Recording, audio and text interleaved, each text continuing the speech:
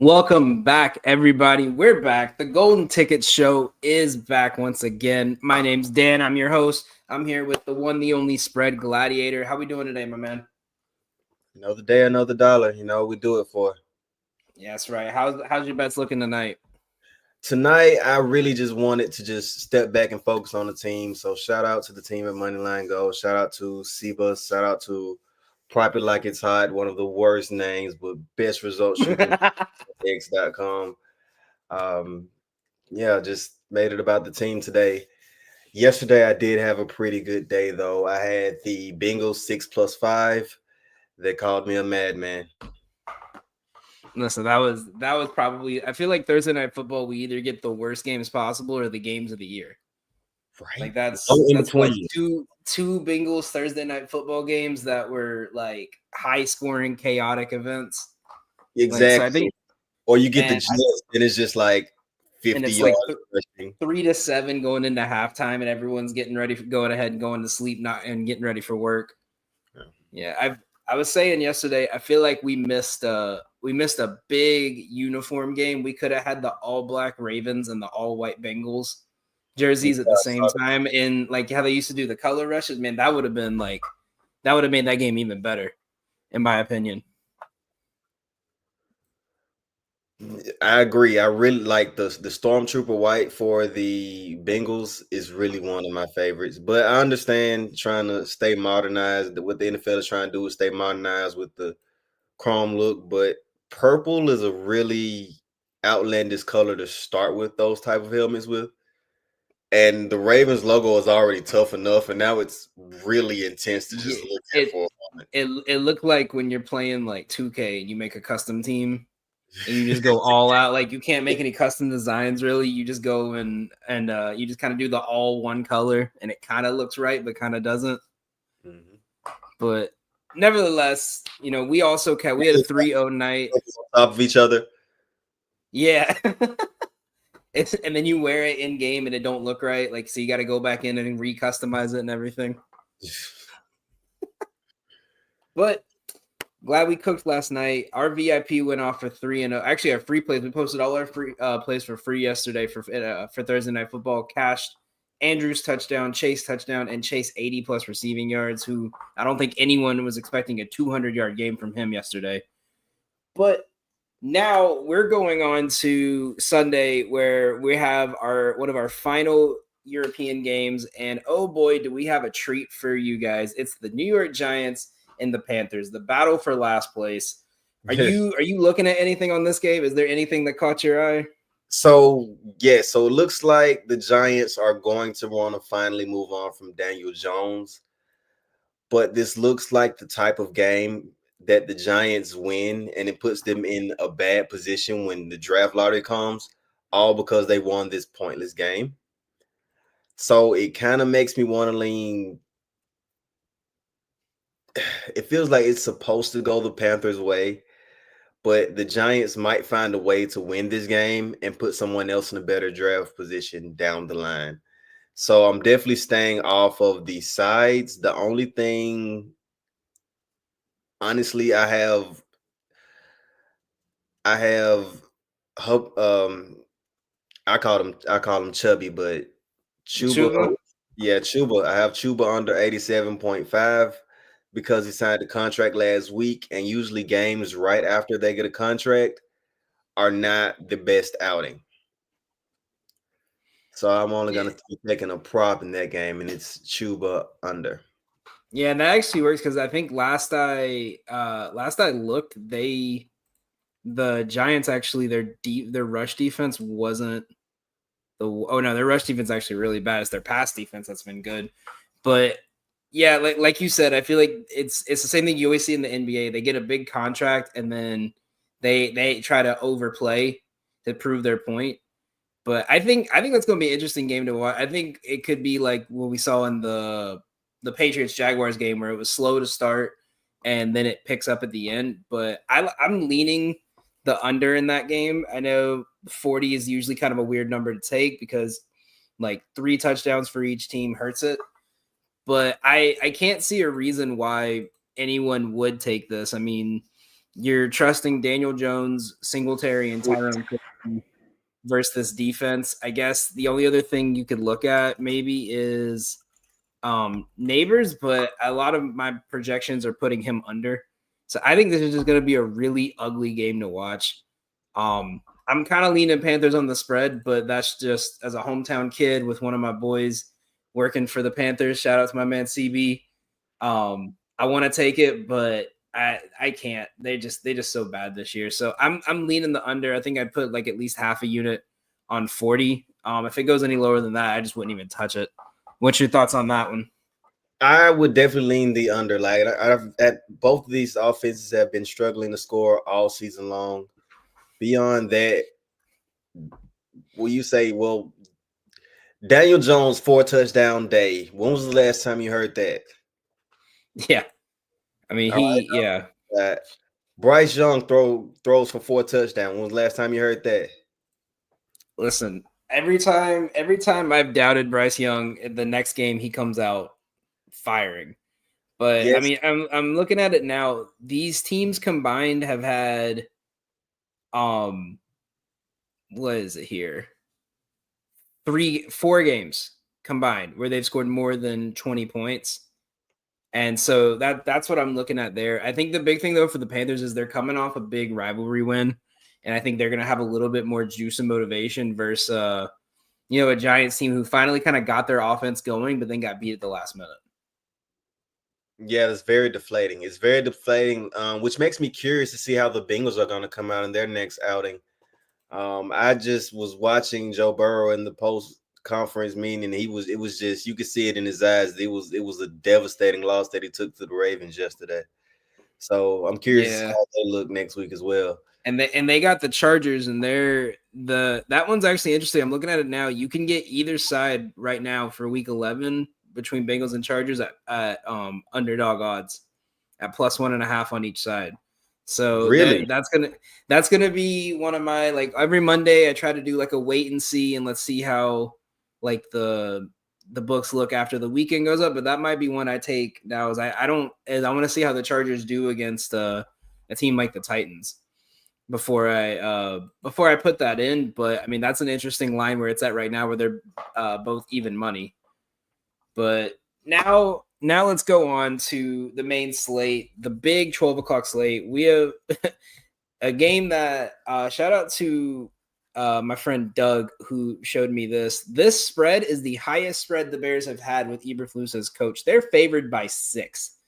Are you buying that, or you think that's a trap? Are we looking at in the 12 o'clock slate? What's up? What game are we looking at in the 12 o'clock slate?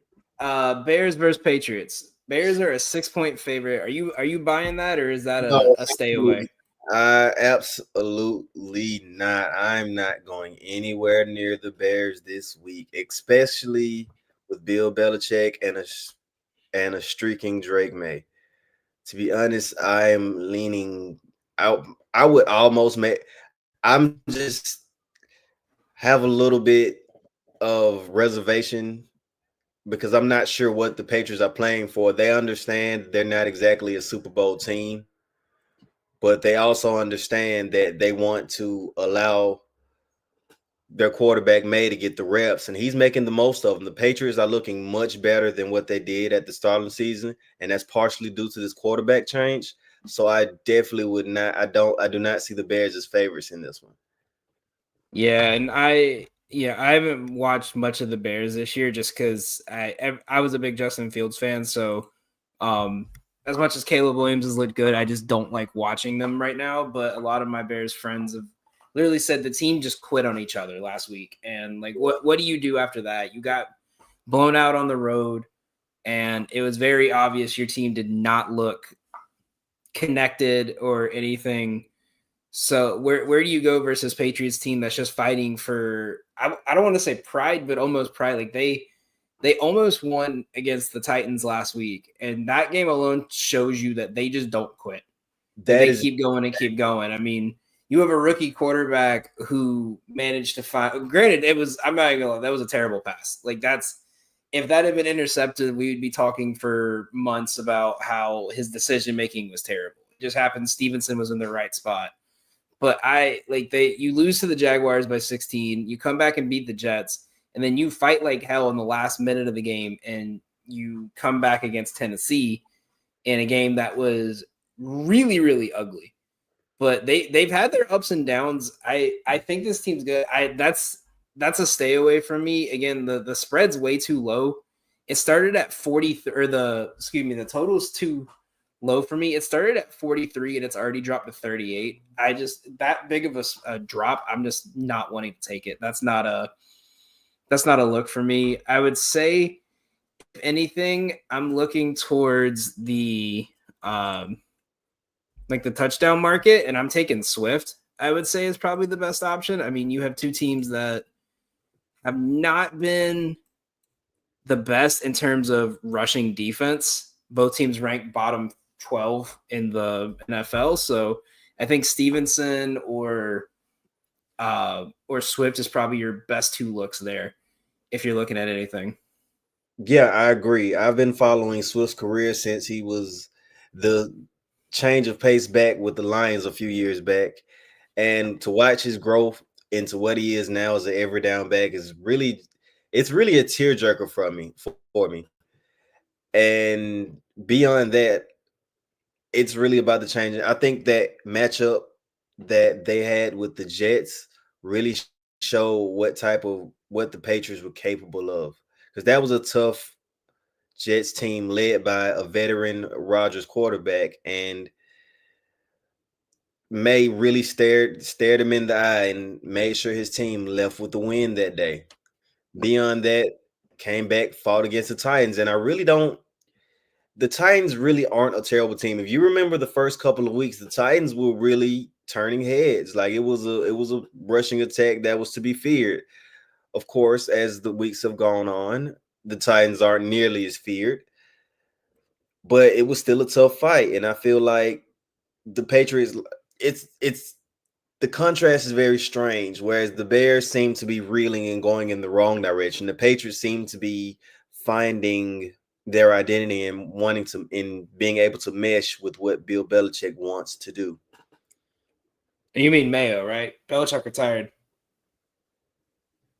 Streaking, I call him May, but Mayo, yes. Yeah.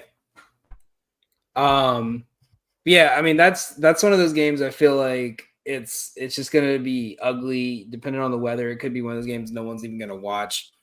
But let's moving on. We're going to my team that I thought the coach would have been fired by this week. Vikings Jaguars.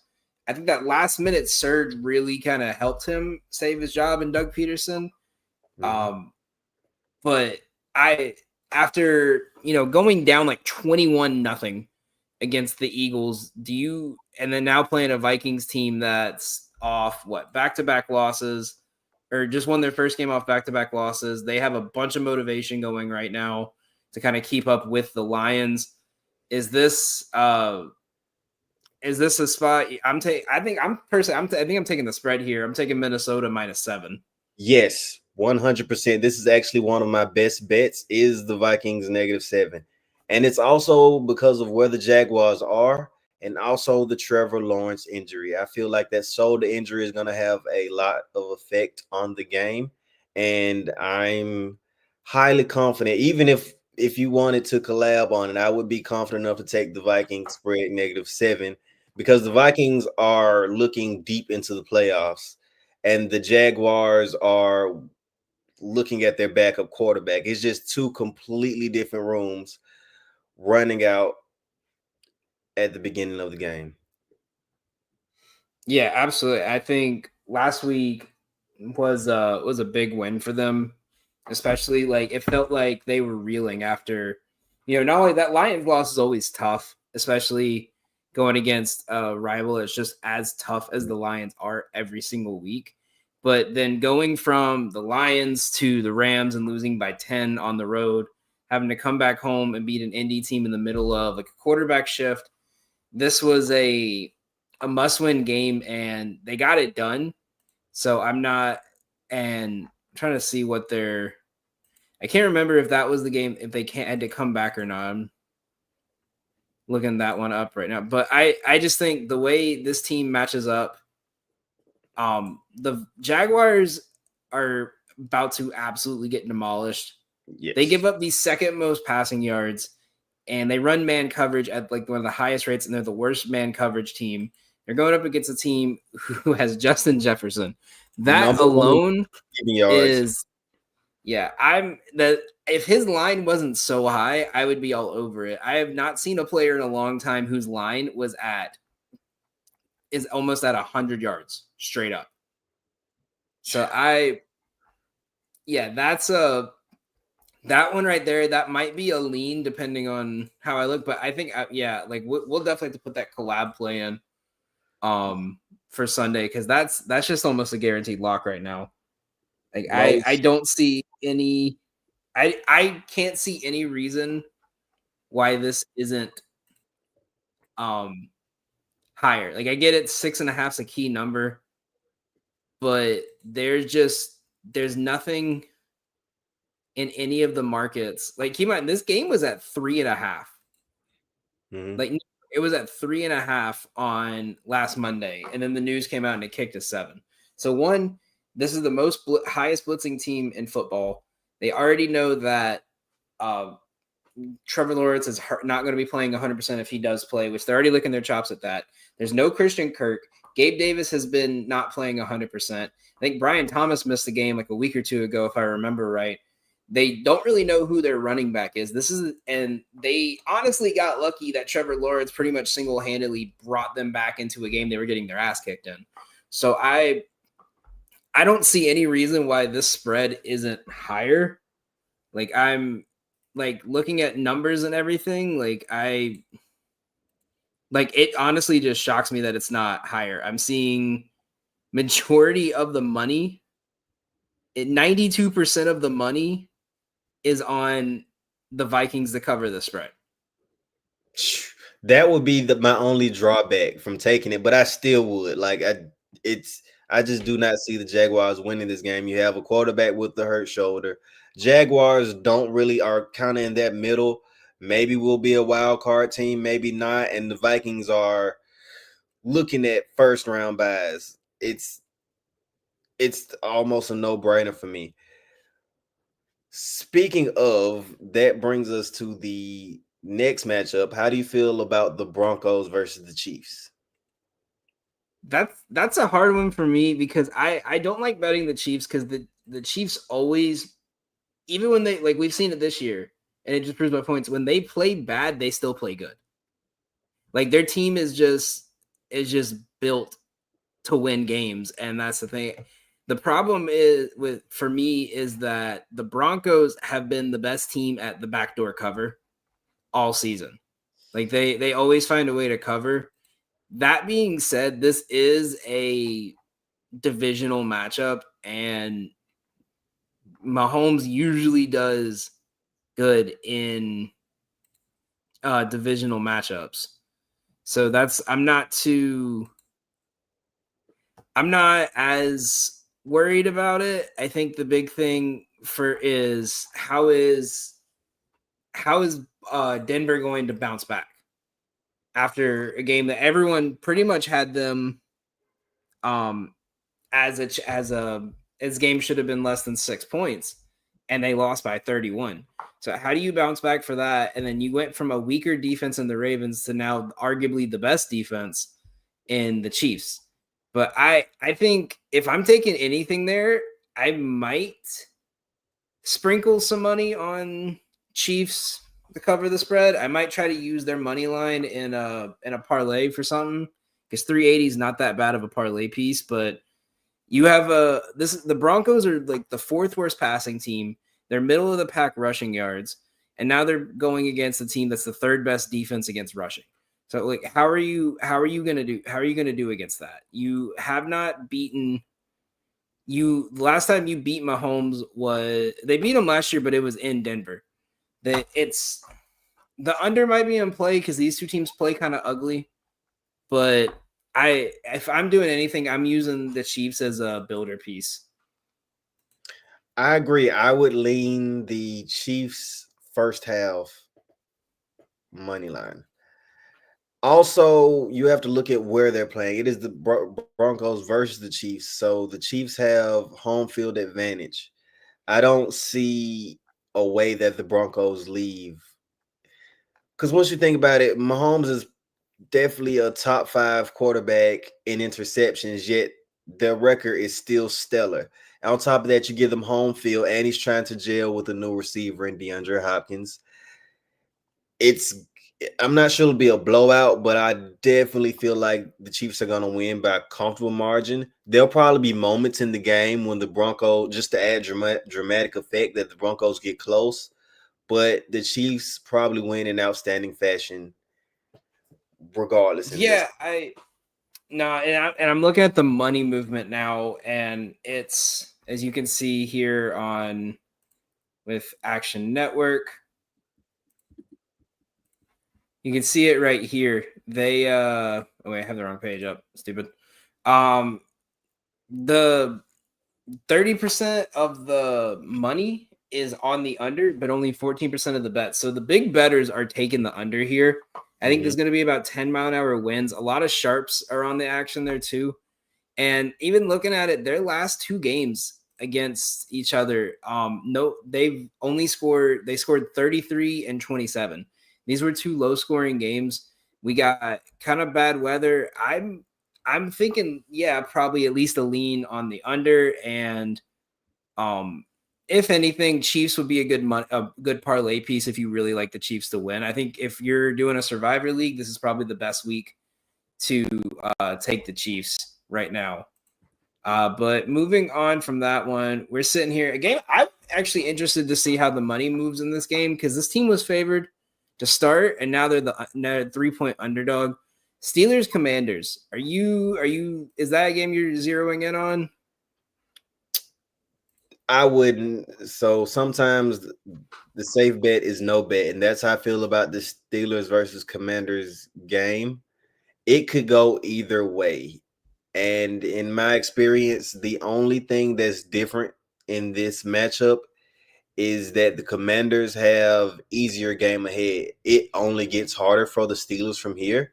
And Mike Tomlin is one of the top coaches, bar none, in the NFL. And he knows that this is one of those must-win games to determine playoff seeding, which is the decision he made. He made the decision to change to Russell Wilson with foresight. When the lights are hot, you need to make a play. You need a cool head. Justin Fields or Russell Wilson. Russell Wilson, due to the Super Bowl experience and playing under the heaviest lights that there are.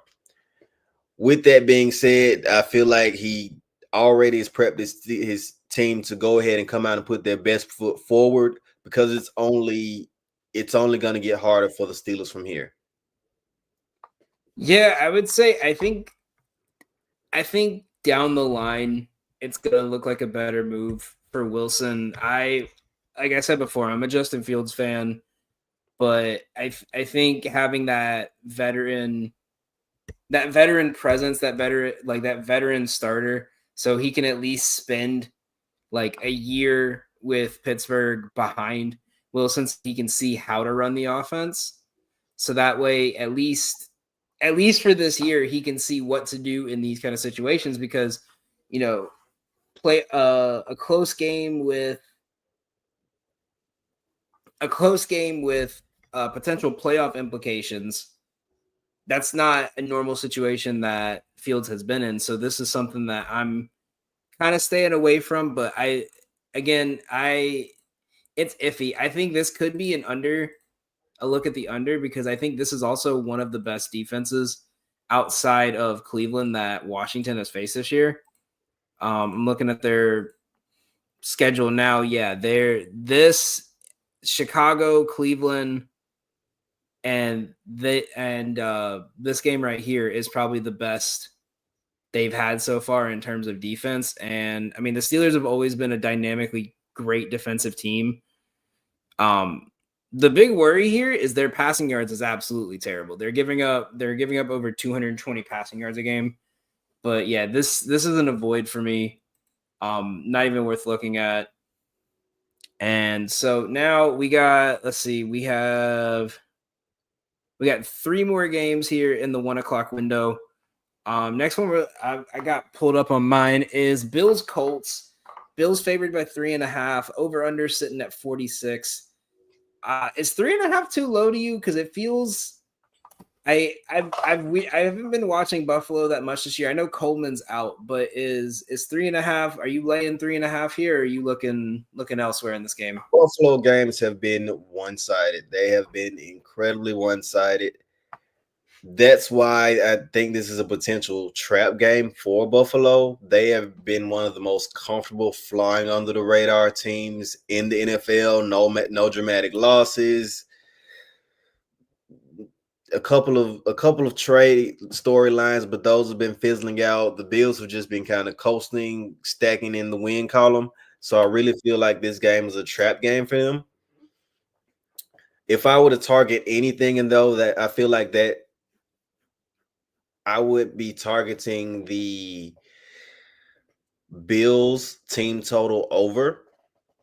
And that's simply because I want to avoid the total game over because I have seen the Colts offense begin to stall over time.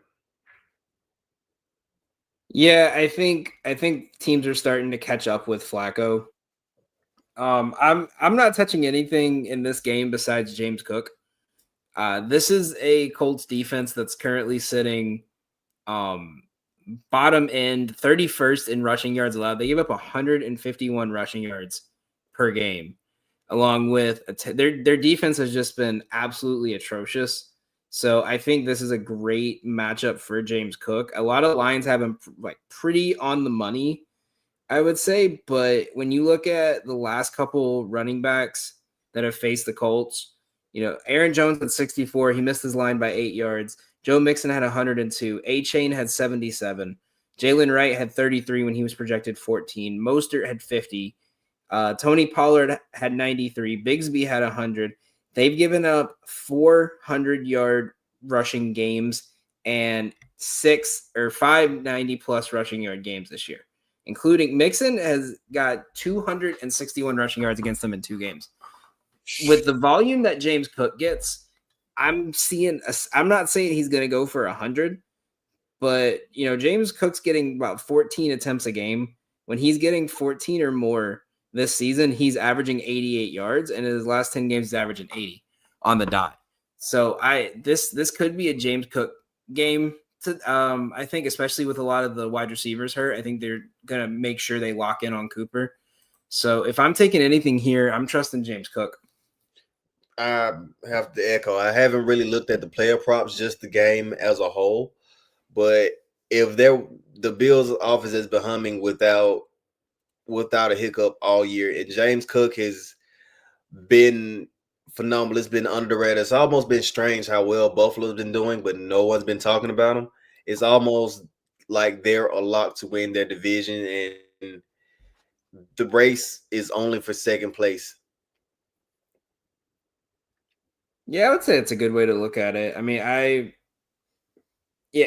feel like we're so used to where they start to struggle end of year and we don't know what to do about it, and it's like we're kind of waiting for it to fall.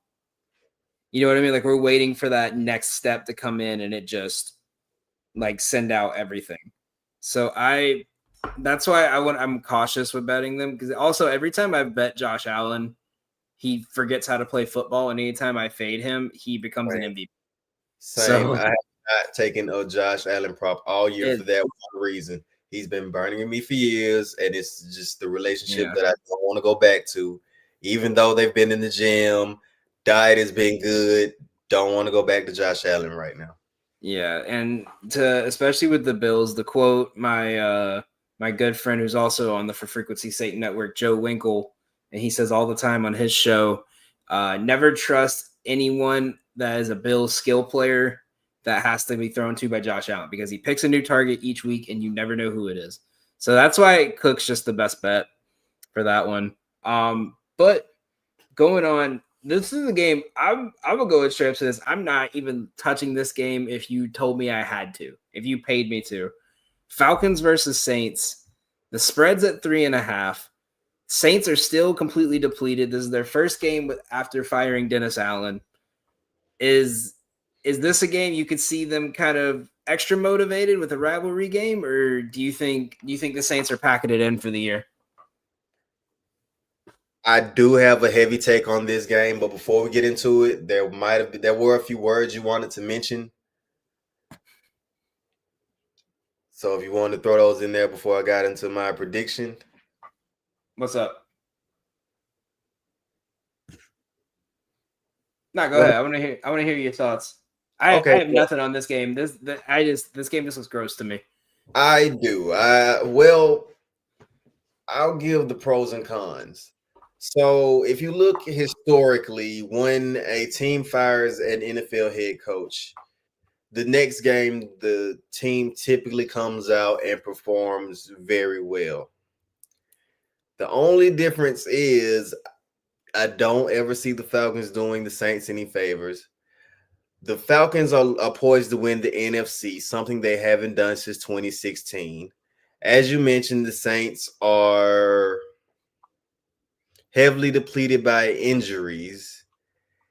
And if it comes down to a shootout, they really don't stand a chance. I am looking at any Drake London prop I can find.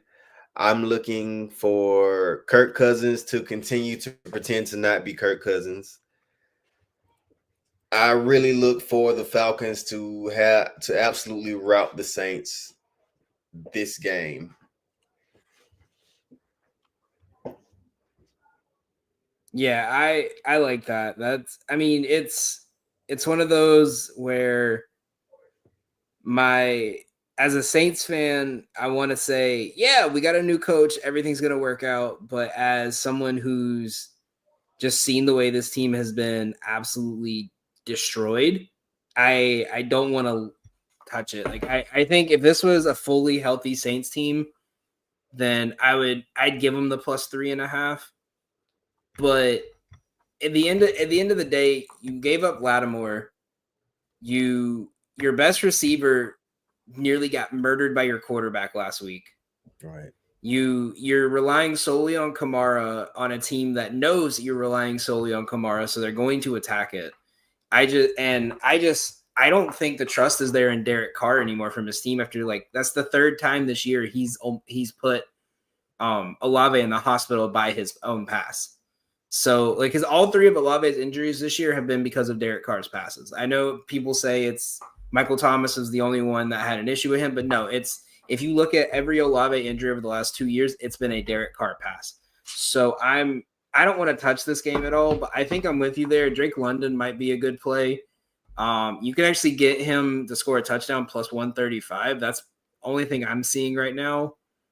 In terms of like a projection that kind of went off the board to me. But yeah, that's like I said, you couldn't pay me to bet that game. Like at this point, am I still going to bet it? I'll probably do it at the end of the day.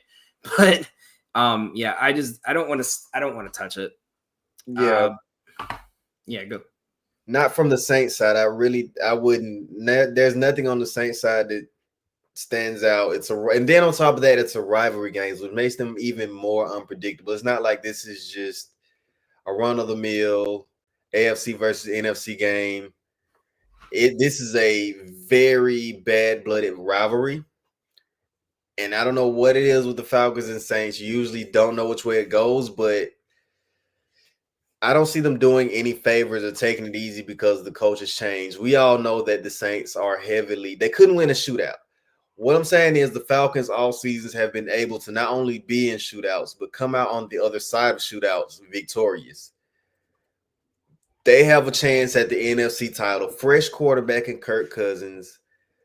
I just don't see them. I would honestly take the Falcons -3.5. I don't see them doing the Saints any favors. And if it comes down to Derek Carr having to have 275 yards and 3 touchdowns to win, I don't see that happening. I'm definitely going with the Falcons in this one. Yeah. I'm gonna sit and watch that game and just be disgusted. My take this whole year is that Derek Carr was gonna get benched for Spencer Rattler. And I think if we see them continue down this losing streak, it's going to happen full time. But shout out to anyone that followed our VIP and got Derek Carr under 3,000 passing yards at plus 100 on the dot, because that's definitely going to cash. Before we go on, we got, let's see, 1, 2, 3, 4. We got 5 more games to go. Before we go to that, we're just going to head to our quick commercial break, and we will be right back in 90 seconds. For frequency's sake, has you covered on all things sports. From the squared circle to the hardwood and the gridiron to the speedway, we've got something for everyone. Walk down the aisle with the boys from Cards Subject to Change every Sunday as they take a deep dive into everything pro wrestling. Head on over to the hardwood with Doug Green and Watching the W each week for all the news from the WNBA. Want more insight from Pit Row? Check out the Green, White, and Checkered podcast where they give their insight on everything happening on and off the track. Need your gambling fix? We've got you there. Dan Hancock and Gotham Gambling will help you cover the spread with the Golden Ticket Show. Football more your style? Explore the waters of NFL DFS with DFS Deep Dive with Brian Craighead and Jordan Kernan each week. More into the science portion of the game? The Professor John Bush and Dennis Michelson take you into their science lab and dissect your week in the data lab. Need to know who to start last minute? The network's flagship show, For Fantasy's Sake, is here in a pinch. The fellas come to you live every football Sunday from 10 to 11:30 Central with the week's best DFS, gambling, and lineup advice. And wrap up your Sundays with Joe Winkle and Nick Brinks as they come to you live with educated ignorance, looking at all the day's action. Not enough football on Sunday? Not a problem. Kick your feet up at lunch on Monday and slip into the football lounge with Mark and Dan while they look at the week that was in news, notes, and more. For frequency's sake, you know what we mean. And we're back. So let's look at, we're in the last game of the 1 o'clock window here. 49ers Bucks. That's quick outfit change, I see. Yeah, definitely. Viewer discretion. They told me to put the tatas away, so 49ers Bucks. The spread's sitting at 6.5. They're looking at a shootout. 50.5 is the total. Baker Mayfield's kind of had a history of just always with his back against the wall playing amazing. I'm personally, I'm not touching the spread, but I'm using the 49ers as a parlay piece. With the Chiefs, I think it's like minus 130 right now.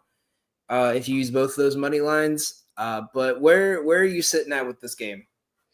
I'm sitting at the over. The only thing I am kicking my feet out and really just rocking with the over. I feel like this is one of those games that the 49ers get caught sleeping on, especially where they are in the season. This usually is the time where, it's Christian McCaffrey's first game back, right? So you want to kind of get him acclimated, get him used to being back on the field, and he'll be up to speed in maybe 2 or 3 weeks.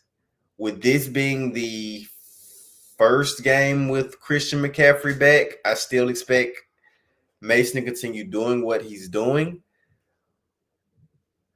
But Tampa Bay is one of those teams that can be overlooked.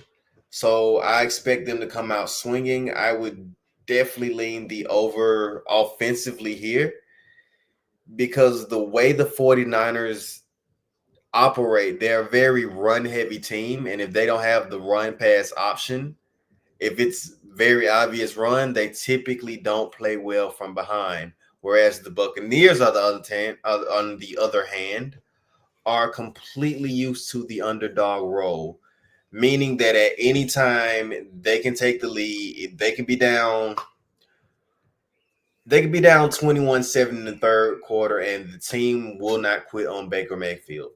So I definitely expect point totals to go over. And if it does, I'm not confident enough to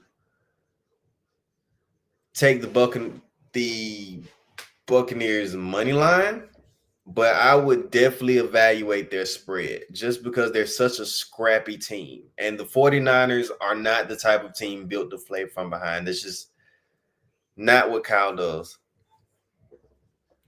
Yeah, that's what I'm kind of interested in. I'm looking at like with their total right now. a lot of money's on the under, but a lot of sharps are on the over. So that one's interesting. Betalytics has it like right on the money at 51.2 is the projection. So I kind of like that one. I feel like any game now, the momentum's just gonna die out of Baker Mayfield, and we're gonna see I don't want to say like a struggling Bucks team, but it's not gonna be what I don't want to say used to, but this is a 49ers team that even when they're hurt, they're still one of the best defensive units. At the end of the day, no matter how much Baker Mayfield does, this Tampa Bay defense is just horrendous this year. So if anything, I'm just taking San Francisco to win. I don't think they're going to want to lose McCaffrey's first game back. I'm really interested to see how they use him because this team gives up a lot of receiving yards to running backs. But again, what his snap share is going to be coming into week 10, not having touched the ball yet, is going to be something to watch out for. But so now, I would say if you could find, McCaffrey touchdown is going to be like a guarantee look every week. So if you could find that somewhere with good value, take it. But moving on, we have a 3-game 4:00 window here. Titans Chargers is the big one I'm looking at. The spread started at 4. It's at 7.5 right now. The spread's at 7.5, but the total is at 38. So is this a Chargers blowout win, or is this just the Titans not being able to get into the end zone? I believe the Titans have really just checked out. I feel like this is the moment that the Titans really evaluate as an organization, that it's time to pick the design for the draft hat, because that's where they're headed. Right now, the Titans are focused on setting themselves up to get in a better position on draft day. While the Chargers could use a win, they definitely still have a lot more to play for this season.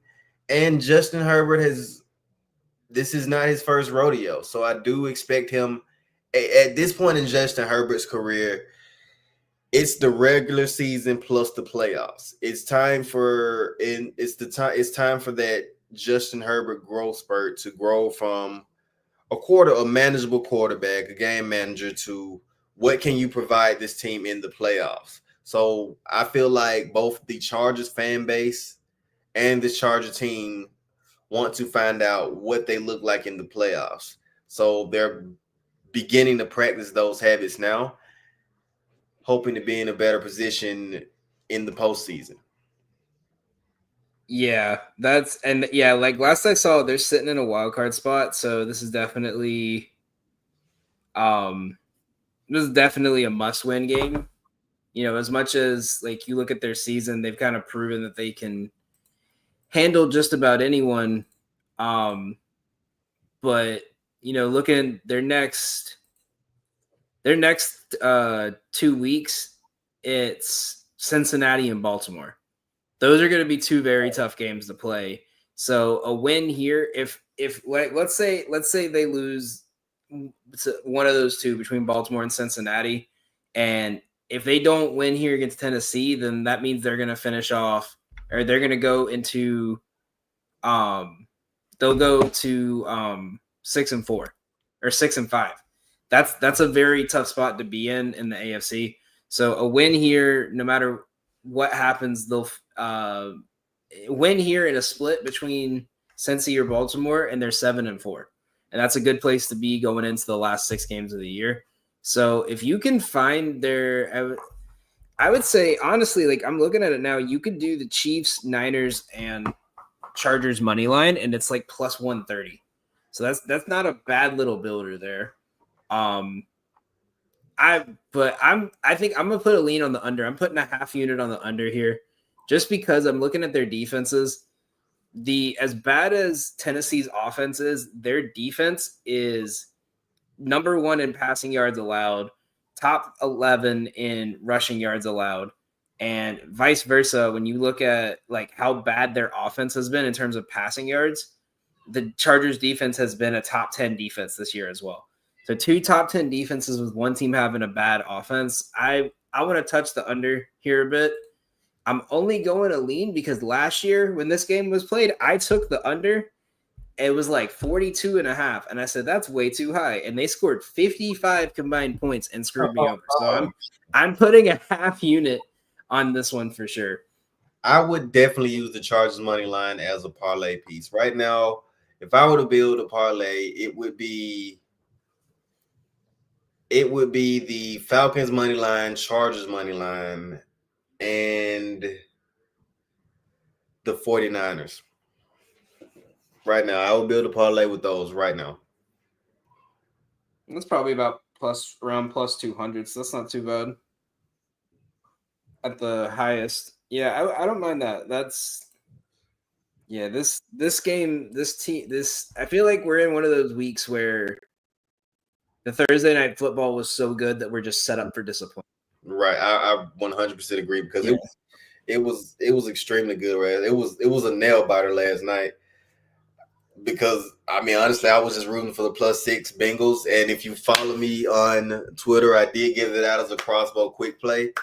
That was my last major play, but Burrow is typically a very, very scrappy quarterback, especially when it comes to he considers himself part of the Mahomes-Lamar Jackson rivalry. He gets upset every time his name is not mentioned with those two, and he played like it last night. Came up short by a point, but that's just how Joe Burrow takes himself. Yeah. So that's what I really want to see what that line does for next week after this Titans game to see how it moves. But moving on, another game I just don't want to touch because it just looks like it has the potential to be very, very bad. Jets Cardinals. Is there anything you're looking at here in this game? No. They will not get me again. Definitely staying away from the Jets versus Cardinals game. It's probably going to be a little bit offensive, but I do not know which Aaron Rodgers is going to show up. Some weeks he's all in, and some weeks he's throwing like Peyton Manning on the Broncos, and it's just too unpredictable for me to allow other people to make a play on because you don't know what to expect from this Jets team. And let's be honest, they are still the Jets. Yeah, I mean the only thing I would really look at here, and again, it's the same for me. Like Aaron Rodgers is just done, and I think he probably used what little bit he had left this year in that game.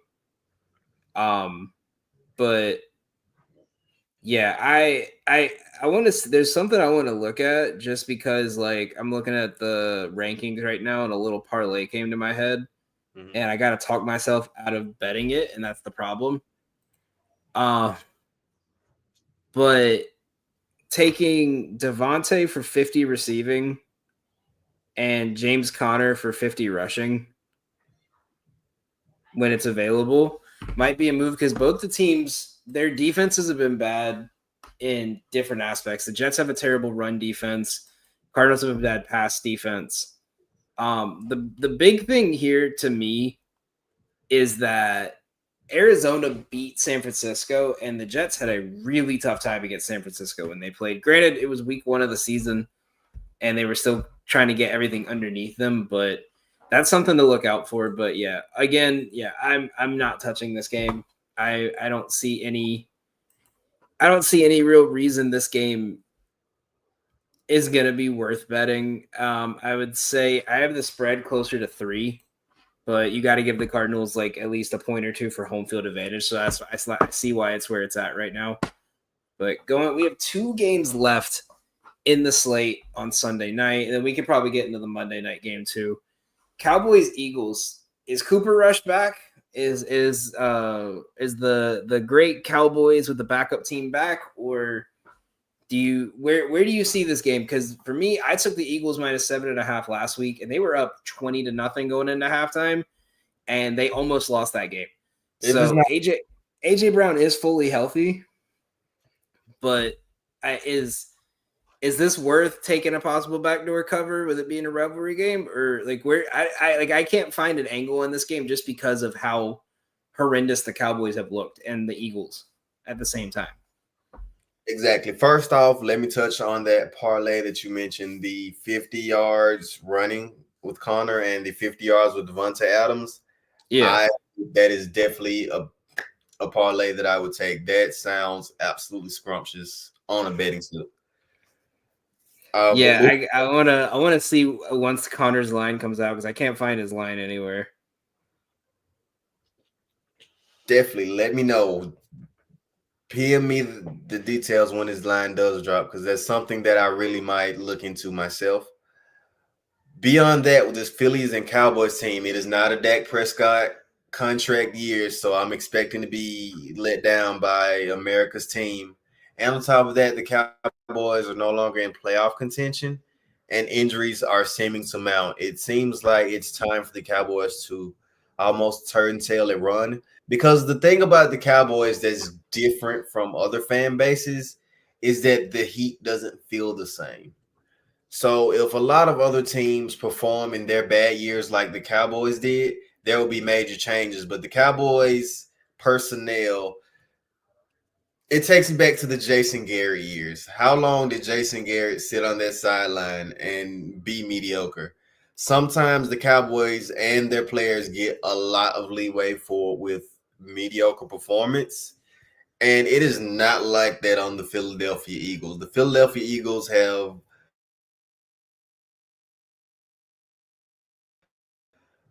been playoff hopeful. Like they, excuse me. It froze up on you for a second there. All right, is that better? Yeah. Yes. So I believe this Philly team is set up for a deep playoff run, and they're taking no prisoners. I do not believe the Cowboys have a chance in this game due to injuries. And this game is, these Cowboys are starting to remind me of the Jason Garrett era Cowboys. A few good moments, but for the most part, it was mediocre. While this Philly team has its eyes deep into the playoffs, with Jalen Hurts comfortable at the helm, AJ Brown coming back to health, I would honestly, I don't have the spread pulled up in front of me, but I would definitely it's at 7. It's at 7? Yeah. I would lean Philly. I would, because as far as the way Dak Prescott left the game last week leaves much to be desired as far as what the Cowboys are going to be the offensive capabilities of what the Cowboys are going to be able to do. Even if he is able to play, what exactly are they going to be able to accomplish on offense? How limited is Dak going to be? And with Philly playing the way that they're playing, Saquon anytime touchdown. Yeah, I'm looking at Saquon too. The only angle I'm looking at, I'm taking his rushing yards. It's at 86 right now. Or 88. I have him closer to 90. I might sprinkle a little on 100 at plus money. The Cowboys have like one of the worst run defenses this year. I mean, they're sitting at 30th in rushing yards allowed, and they're going against the second best rushing team in football. So, and that's the thing is like I'm looking at it right now. If you took out the top two performances, you took out Derrick Henry's 150-yard game and Kamara's 115-yard game, they allowed Gibbs and Montgomery both to get over 60. Bijan had 86. Najee had 40, but that was like one of the ugliest games I'd seen in a while. That Singletary had 24 when he got hurt. Justice Hill went over his line as a backup. Jamal Williams went over his line. They've been getting torched and against teams that aren't running the ball. So now you have a team that is relying 90% of their touches on running the ball with one of Barkley or Hurts. How are they going to do it? They're not going to stop it. They know where to go now. They know how to stop it, and they're not going to. And you're looking at Dallas has played one of the hardest schedules so far. But the big thing is they're not beating good teams. Neither of these teams are. So that's why I didn't want to touch the spread here. I'd rather just focus on Saquon. Saquon to get a touchdown is a good look. I would even take Jalen Hurts because he's getting a lot of those red zone touches and hogging the ball. So I would even take Jalen Hurts for a touchdown. You might even be able to parlay them. But that's my angle there. But we're running. We got a couple minutes here. Let's see if we can get rapid fire these last two games. All right. Lions, Texans. What are you taking? Texans upset. Oh, see, we're opposite here. I'm taking Detroit minus 3.5. Detroit's too good. They're too healthy. Other than that, I'm taking an over there. I like that over at 48.5. I have this closer to 50. I'm taking both Texans upset. I feel like right after it's about the timing with the Texans. So the Texans are a good team who want to prove they're a good team.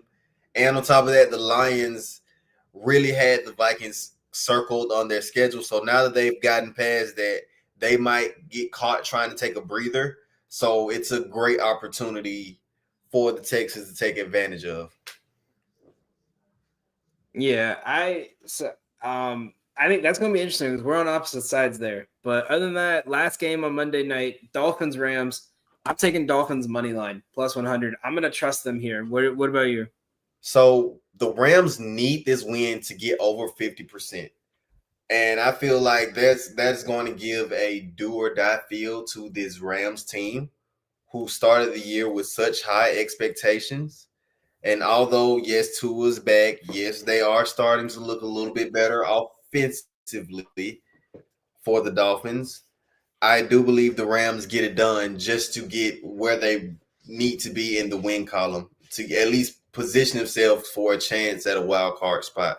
And especially, I think there are two other teams tied with them with the same record. So, and it doesn't get any, I'm not going to say cupcake because there are no cupcakes in the NFL, but the Dolphins are a team that you can kind of look forward to adding to the win column. So I feel like the Rams really come out and put some urgency on this game, and the Dolphins don't make it out. So my thought with this game is like the way I'm looking at it is, but the Dolphins defense has been really good, especially with the absence of Tua.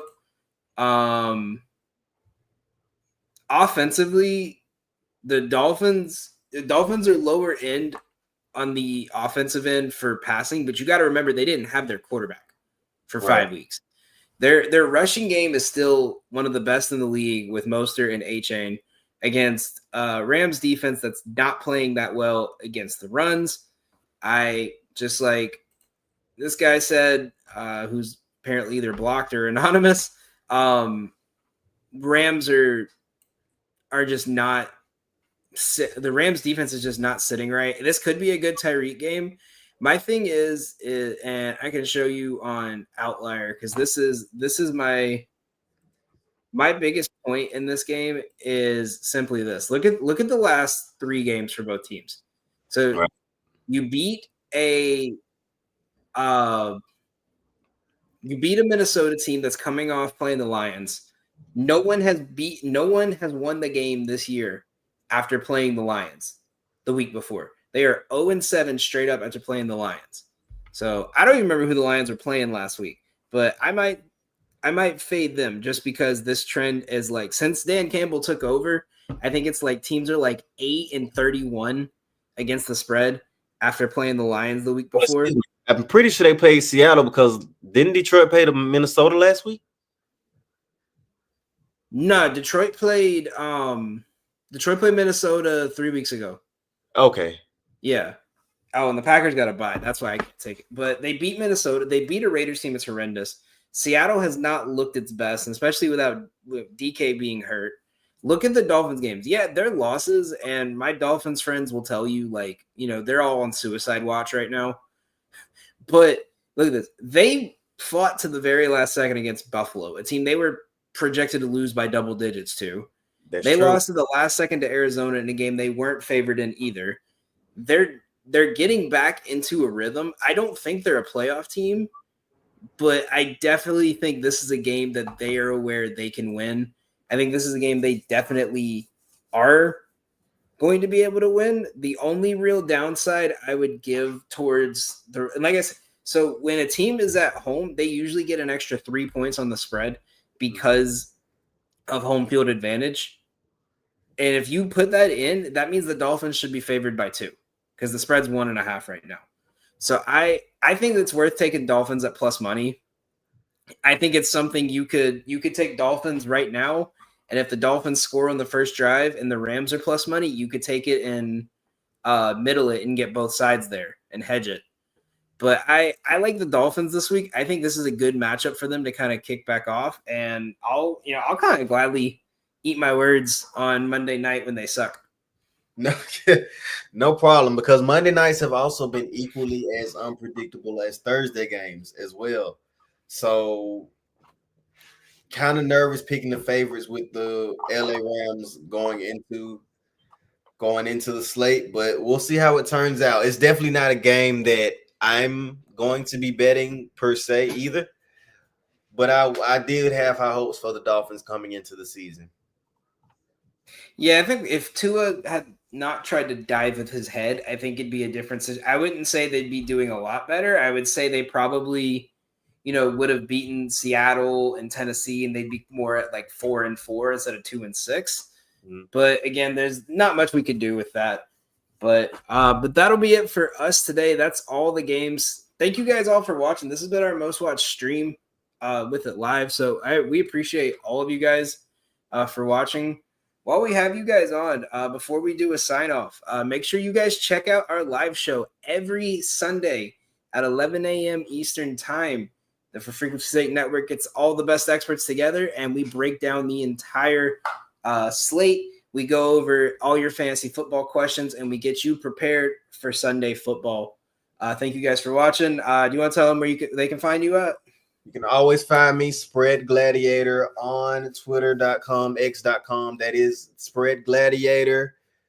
I win when you win. That is the motto. I give out picks that I take myself. I also show you the research. I try to be as transparent as possible. And I am also constantly voting against EV betting. So if you are looking for a reputable person to follow, feel free to reach out. Gotcha. And always, you can find me on Twitter at Gotham Gambling. You can find both of us on Moneyline Go. We're both partnered with Moneyline Go. It's one of the best up-and-coming gambling platforms. You guys can get a month free on me if you just check us out. If you use code Gotham for me, and you can get a whole month for free of all my best bets. I don't know if you have any promos going on or anything, but I know me and you both have been posting actively on there. We've been killing the books. There's about 100 other cappers on there that have been absolutely crushing the books right now. I think one guy we were just talking about today, he's just betting one bet a day on tennis. He's up like 30-something units in the last like 3 weeks. So yeah, you guys need to come check everyone out here. We're all active on Twitter. We're all active on the Moneyline Go website. Check us out. Thank you guys for watching, and have a great night. Have a good night, Gotham.